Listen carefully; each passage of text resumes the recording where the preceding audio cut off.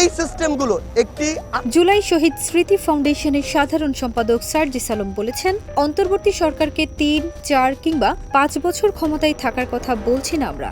আবার কেউ যদি বলে ৬ মাস, এর মতো অযৌক্তিক কোনো কথাও হতে পারে না। সরকারের কাছে ১০০ দিনে আমাদের যে প্রত্যাশা ছিল তা পূরণ হয়নি। তবে রাজনৈতিক দলগুলো সহযোগিতা করলে এই সরকারের অবস্থান আরও ভালো হতো। সব রাজনৈতিক দলের উচিত সরকারকে সহযোগিতা করা। তারা যদি সরকারকে সহযোগিতা করে তাহলে পরিস্থিতি দ্রুত স্বাভাবিক হবে, নির্বাচন দ্রুত হবে, এছাড়া পরিস্থিতি স্বাভাবিক হবে না। সরকারের অবস্থান আরো ভালো হতো যদি বাংলাদেশের রাজনৈতিক দলগুলো সরকারকে সহযোগিতা করত। ১৭ নভেম্বর রাতে টাঙ্গাইলের সন্তোষে মাওলানা আব্দুল হামিদ খান ভাসানীর ৪৮তম মৃত্যুবার্ষিকীতে শ্রদ্ধা জানাতে এসে সাংবাদিকদের এসব কথা বলেন তিনি। এই অভ্যুত্থানের একটি ন্যূনতম ডিমান্ড হচ্ছে ওই ধ্বংস হওয়া সিস্টেমগুলোর মিনিমাম একটি সংস্কার করা। সার্জিস আলম বলেন, এই সংস্কার সিস্টেমের প্রত্যেকটি জায়গায় রাজনৈতিক দলগুলো দেশের কথা, দেশের মানুষের কথাকে গুরুত্ব না দিয়ে কিভাবে ব্যক্তির স্বার্থ প্রাধান্য পায়, দলীয় স্বার্থ প্রাধান্য পায়, কিভাবে নিজের দলের মানুষকে একটা গুরুত্বপূর্ণ জায়গায় বসানো যায়, সেগুলো নিয়ে তারা ব্যস্ত হয়ে গেছে।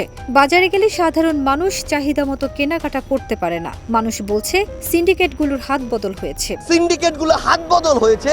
সিন্ডিকেটের মধ্যে নিজেদের মধ্যে দলে দলে এখন নেগোসিয়েশন হয়। তিনি আরও বলেন, ২০০০ মানুষ পরিবারের সদস্যদের কথা চিন্তা না করে শুধুমাত্র একটি নির্বাচনের জন্য জীবন দেয়নি। তাহলে বিগত ১৬ বছরে সব মানুষ একসঙ্গে রাজপথে নেমে যেত। এই মানুষগুলো একসঙ্গে রাজপথে নেমেছে খুনি হাসিনার ধ্বংস করে দেয়া সবগুলো সিস্টেমের বিরুদ্ধে। কারণ মানুষ প্রত্যেকটি জায়গায় মৌলিক অধিকার থেকে বঞ্চিত হয়েছিল।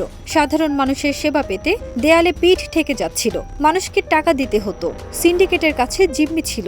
তখন এই সামগ্রিক সিস্টেমগুলোর বিরুদ্ধে ছাত্র জনতা একসঙ্গে রাজপথে নেমেছিল।